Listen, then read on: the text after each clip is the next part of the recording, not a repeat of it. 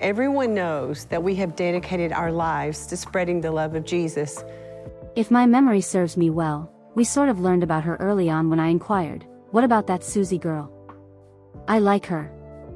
I then looked her up on Facebook. I knew more about Facebook than you did. I haven't yet. When I showed you a photo, you remarked, "Oh, she's a pretty girl." What if you were just partially aware of the truth? A recently discovered letter from Joni Lamb's own son-in-law may provide the key to the Daystar scandal. It's not a falsehood. It isn't merely a guess. Written evidence could demonstrate a high-level cover-up. This isn't only a plot twist. The announcement has the potential to drastically alter Daystar's destiny and the lives of those involved. For months, Joni Lamb remained true to her public statements. She said that her own son, Jonathan, was lying and that there was no evidence to back up the accusations made against Pete. She spoke with the confidence of someone who was certain that the issue had been resolved. Then there was a letter. If you're enjoying this video, don't forget to like, share it with your friends, and subscribe to the channel for more amazing content. And hit the bell icon so you never miss an update. Now, back to the topic. What we were talking about was not just any letter, please. Her own son-in-law, Jonathan Weiss, who is married to her daughter Rebecca, wrote the confidential, in-depth report. There was no discussion of this among bloggers or outsiders. Family was involved. This individual was a member of the close group. We both have a lot of strength, and thank God he's a strong man, so it's funny. A weak man was too much for me to handle, and what was said in that letter changed everything for those who thought, "Oh, well, he's taken advantage." Despite his might, he has been wonderful to me. He has spent more time with me in prayer and the Bible than even your father did. The letter, which was addressed to Daystar's board members, allegedly explicitly questioned Joni's account of what transpired. It was filled with things JW had personally witnessed, such as incidents and behaviors involving Pete that deeply wounded him. It was evident. There was no rumor. It was an eyewitness account. JW wrote about inappropriate physical behavior toward Jonathan and Susie's small kid, which he perceived as obviously crossing bounds, according to those who have read it. This was not the innocent love or mistake Joni had described on television. The fact that the letter was released at the most inconvenient moment made it much more surprising. Joni and Daystar claimed years ago that only Jonathan and Susie were concerned about Pete. It was implied that they were the only ones who disagreed and harbored personal animosity for them. However, JW's remarks completely destroyed that narrative. It wasn't just two individuals being cruel or unfaithful. Someone else in the household would have witnessed inappropriate behavior. It indicated that other witnesses or viewpoints had been suppressed. The fact that JW was more than just a witness in the letter was even weirder. Someone who initially stated that if the matter went to trial, they would support Jonathan and Susie. That's why so many people were curious about his abrupt quiet later on and his refusal to provide the letter to the police. It could make all the difference to write something down and then take it back. People began to question whether they were under pressure, whether their commitment to their families or their desire to save the ministry had taken precedence above the urgent need to protect a child. Everyone was astonished when they learned about the letter. Longtime Daystar admirers began to speculate about what else might have been kept a secret. The letter itself, according to some, demonstrated that Joni's public declarations were not entirely accurate. They claimed that this evidence, rather than only conjecture, proved her mistake. For how long had this been out of sight? What other things had been kept in secret? The letter wasn't merely critical of a story. It demonstrated that the trust was broken. People were aware that the official version of events was meticulously written to protect certain individuals and images. Many realized for the first time that this was more than a family dispute. It was a battle for the safety of a child, the truth, and accountability. That type of truth cannot be undone once it is revealed, even in the form of a single letter. The day the letter was discovered, a significant shift occurred. The ministry no longer relied solely on Jonathan and Susie's word. Another voice now came from someone who had witnessed enough to document it all. The story was forever altered by that alone. From the beginning, Joni Lamb's public backing of Pete followed a distinct pattern. She said that only Jonathan and Susie had made the accusations, giving the impression that they were the only people criticizing her because they were upset or didn't comprehend. The way they were put together made it simple to disregard their statements. If there were only 2 family members, some might have experienced issues. Maybe there was nothing to see, so the rest of the Lamb family didn't notice anything amiss. A family standing together behind Pete was the image that was displayed to the general public. But as it happened, the truth didn't really fit that picture. That perception was completely upended when Jonathan Weiss, Joni's son-in-law, put his anxieties in writing. His letter did not lend credence to the notion that Susie and Jonathan were the only ones who were speaking up. Additionally, he and his spouse, Rebecca, who is also a child of Joni, had witnessed things that seemed incomprehensible to them. Neither strangers nor those who disliked the ministry were the source of this. Family was involved. It indicated that the tale of the 2 lone voices was intentionally untrue rather than merely a fabrication. Furthermore, Jonathan Weiss was unambiguous in his description of what he witnessed. According to those who viewed the letter, he provided concrete instances of when Pete's treatment of Jonathan and Susie's little daughter went too far. He said, for instance, that Pete made him feel horrible by kissing and hugging her. He made no mention of an error or miscommunication. He called it out for what it was, very poor behavior. At the moment, he was willing to write it down and submit it on Daystar's board because he cared so much about it. Since then, additional information has surfaced that lends credence to the notion that there were other voices of concern. According to those familiar with the situation, Rebecca and JW assured Jonathan and Susie early on that they would support them in court. Then their words aligned with what Susie and Jonathan had been saying all along. They made no hesitation. They were not downplaying it. They were prepared to join them. That's why their later quiet is so unsettling. That assistance ceased to exist along the way. Rebecca and JW stopped becoming irate. When the police requested a copy of the letter, they refused. From the outside, it appeared to be the complete opposite. The question is, why? Was it terror? Do your family members put pressure on you? Concerned about how Daystar's reputation might be affected by going public? The abrupt change left many wondering how much power was kept behind closed doors, but no one outside the inner group is certain. However, the most crucial thing to keep in mind is that this story was witnessed by multiple sets of people. The accusations cannot be dismissed as a falsehood or a personal grievance as long as Joni's own daughter and son-in-law witnessed actions that alarmed them. The entire situation shifts when multiple family members observe the same behavior. In this instance, a pattern was evident enough for multiple people to voice their opinions. Nevertheless, the family's official narrative has remained unchanged. Joni frequently claims in public that Pete has only ever caused issues for Jonathan and Susie. That statement is not supported by the evidence that has surfaced.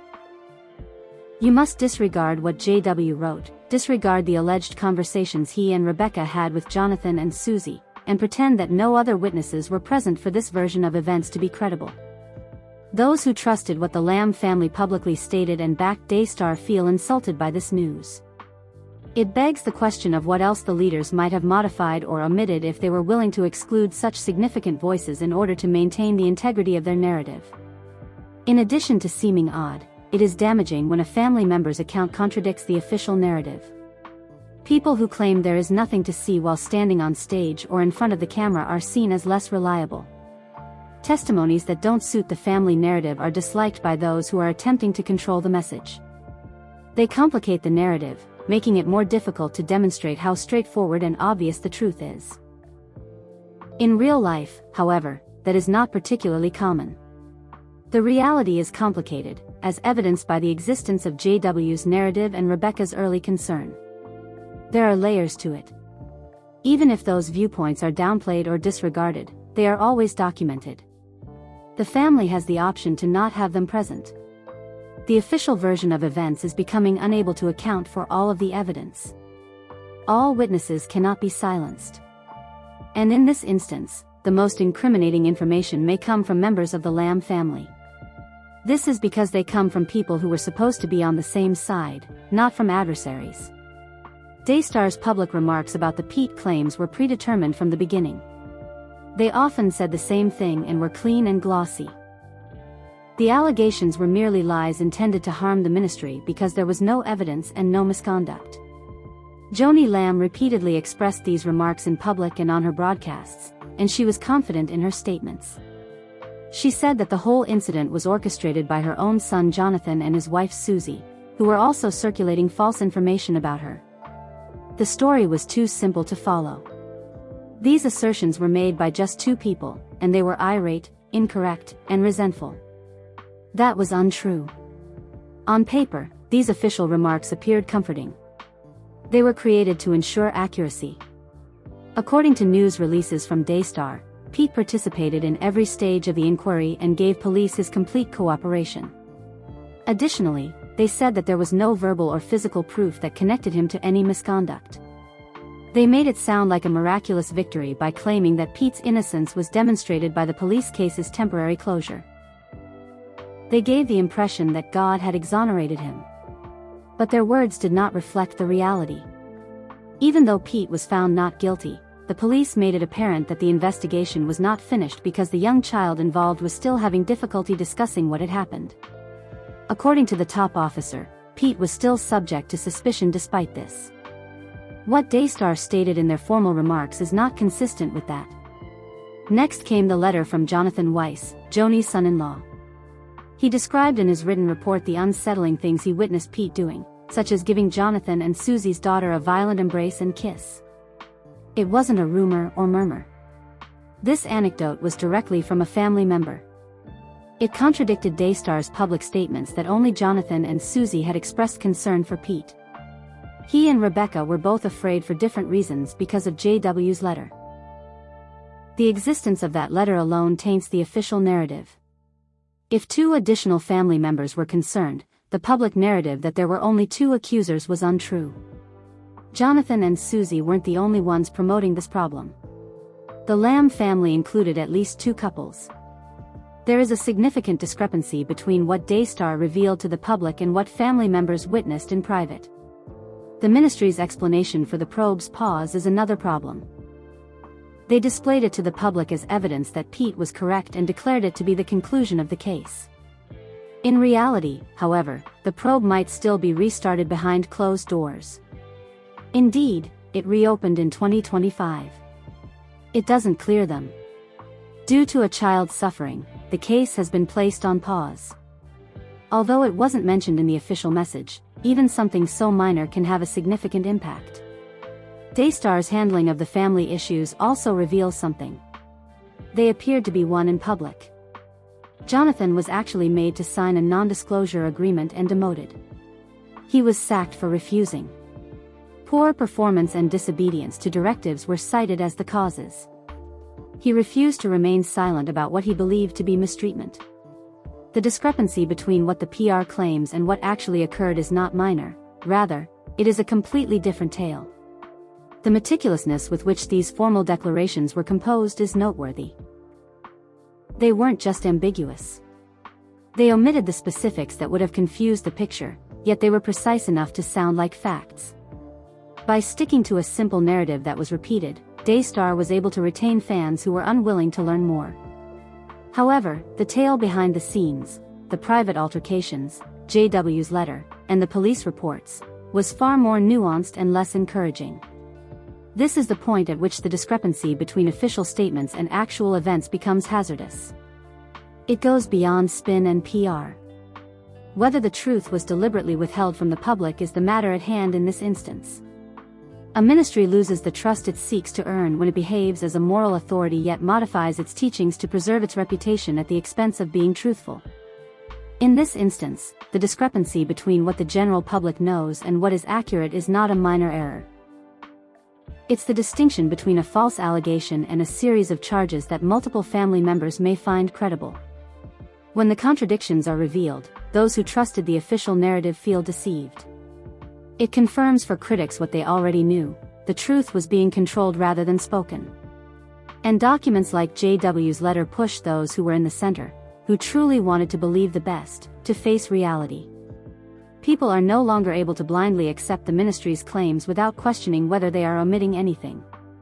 In the end, the official narratives presented the public with a clear and straightforward account. The truth was harsh, cluttered, and full of unhelpful things. It becomes more difficult for those two accounts of events to coexist without one of them totally collapsing as more evidence becomes available. Silence can sometimes be more powerful than words. Those who formerly appeared willing to speak out for the truth have been remarkably silent in the Daystar issue. Those being accused are included in this. At the core of it all is an unsettling fact: people's words and silences are frequently shaped by their image, power, and influence. When these forces unite in the pursuit of truth, it is uncommon for it to triumph without a struggle. Some members of the Lamb family were surprised, incensed, and felt compelled to take immediate action when the charges against Pete were initially made public. Unfortunately for Jonathan and Susie Lamb, they discovered Pete alone in their small daughter's bedroom. They claimed to have spoken with Joni immediately. At first glance, it appeared that Pete's actions were not unique to them. According to reports, Joni's son-in-law, Jonathan Weiss, also voiced concerns. On occasion, those involved in the matter appeared to reach a consensus behind closed doors. This was awful. They had to take action since they couldn't ignore it. But as time went on, that feeling of solidarity began to wane. Conversations that were once crucial ceased to occur frequently. Those who had secretly agreed started to steer clear of the subject at all costs. JW's letter, which was a startling first-hand report of misconduct, was never copied to the police. JW and his attorney declined to provide them with a copy. After that one decision, the study took a different turn. It was simple for Daystar to maintain its public narrative because that letter was no longer considered official evidence. No case or proof is required. Having power is important in this situation. Daystar is more than just a family-run company. This billion-dollar Christian media conglomerate has strong ties to church leaders, philanthropists, and political figures. You risk losing more than just a relationship if you speak out against the wrong individual in that culture. You might lose your sense of identity, your work, and your reputation. Even if you believe anything is amiss, you may feel a lot of pressure to keep quiet. The omitted message is very clear: being silent protects you and safeguards the institution. It would have cost Jonathan and Susie dearly to break the stillness. They lost their relationships, their careers, and their funds. They were accused of seeking to harm the church, lying, and betraying their families. Conversely, those who remained silent avoided that issue. They remained seated at the table. They maintained their reputation. However, the weight of your silence is a burden in and of itself. By remaining silent, you can be allowing harm to occur.